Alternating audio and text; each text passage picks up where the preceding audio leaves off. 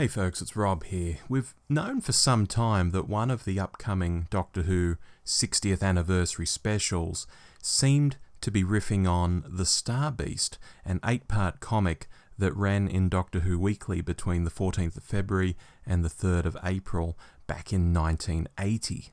We knew this as soon as a location filming image emerged, and fans all over the globe said in unison, "That's Beep the Meep."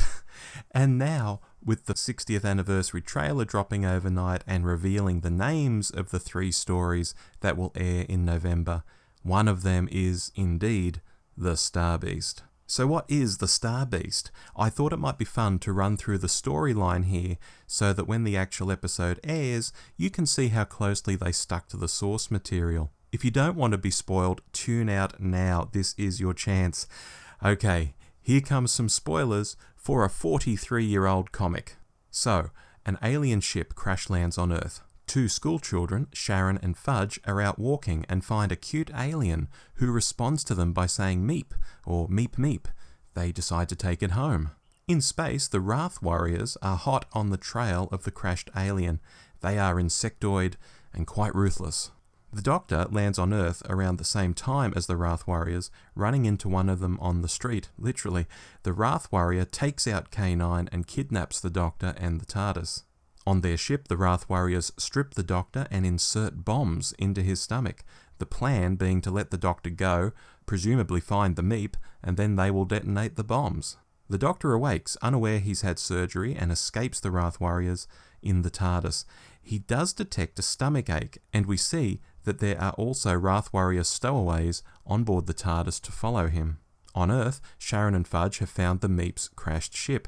The Doctor arrives, closely followed by Wrath Warriors, and makes his escape with the children to Fudge's house. It's here that the Doctor finally works out he's been turned into a living bomb. Climbing onto the roof, the Doctor strips lead from it to create a lead screen around the bombs in his stomach. The bombs fail to detonate. Inside the house, the Meep tells a story of Wrath Warriors coming to his planet and attacking his people.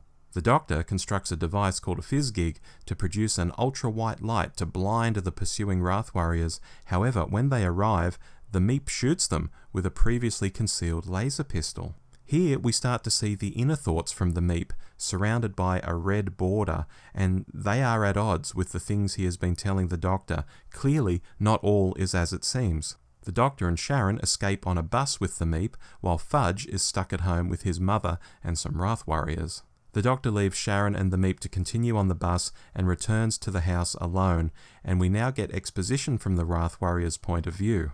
It's explained that the Meeps were a peaceful race until a black sun went too close to their planet and the radiation caused them to mutate into violent, warlike beings bent on conquest. The Star Council, presumably a law authority in the universe, then sent the Wrath Warriors to take the Meeps down, which it has done, aside from their leader, which is the Meep they have been pursuing on Earth. The Doctor realises he's left the violent criminal with Sharon, and so they all go in pursuit. At the crash site, the Meep has unleashed a black orb from his ship, which has zombified a large group of humans, which are now enslaved on fixing the ship. This includes Sharon, who attacks the Doctor when he arrives. Sharon manages to shake off the effects of the black orb, however, and they are now both cornered by the Meep. The Doctor says the ship has no fuel to escape Earth, so the Meep is trapped. The Meep says that doesn't matter, as he'll perform a star jump to exit Earth. I presume this is something similar to going to hyperspace in Star Wars, but this will cause cataclysmic damage to the planet. The Doctor and Sharon escape from the Meep. Unknown to the Meep, they board his ship and the Doctor fiddles with some controls.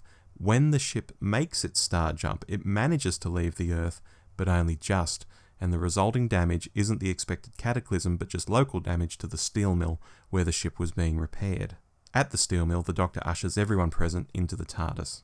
In space, meanwhile, the Meep's ship is caught, fuelless, by the Wrath Warriors' ship. The Doctor lands on this ship in time to see the Meep brought to justice, and the story ends with Sharon coming on board the TARDIS as a companion. Now, my sense is the 60th anniversary story could stick very closely to this story, and with Donna's daughter Rose seen to have the Meep in her home in the video footage we've seen, I presume she is playing the Sharon role. Now, will she have a Fudge to hang out with? Who knows? Will she go on to have another adventure with the Doctor like Sharon does at the end of the story? Who knows? It's all up for grabs. Oh, and before we go, if you like this sort of story, do check out The Star Beast, a 1954 science fiction novel by Robert A. Heinlein about a high school senior who discovers that his extraterrestrial pet is more than it appears to be. In this tale, John Stewart, the aforementioned teenager, lives in a small Rocky Mountains town called Westville, caring for Lummox, an extraterrestrial beast that his great-grandfather brought home. While a number of adventures happen in that town and around his possession of Lummox, the Earth government Department of Spatial Affairs is meanwhile dealing with the Hiroshi, a previously unknown, advanced and powerful alien race. They demand Lummox or they will destroy the Earth. Is any of this sounding familiar? A friendly alien diplomat from a third species intimates that the threat is not an empty one, and, well, you might need to read that one for yourself. I can't do two synopses in one video now, can I? Anyway, that's been The Star Beast ×2. I hope you enjoyed that. I hope it's given you some background if you've never read the comic before and you are happy with being spoiled somewhat.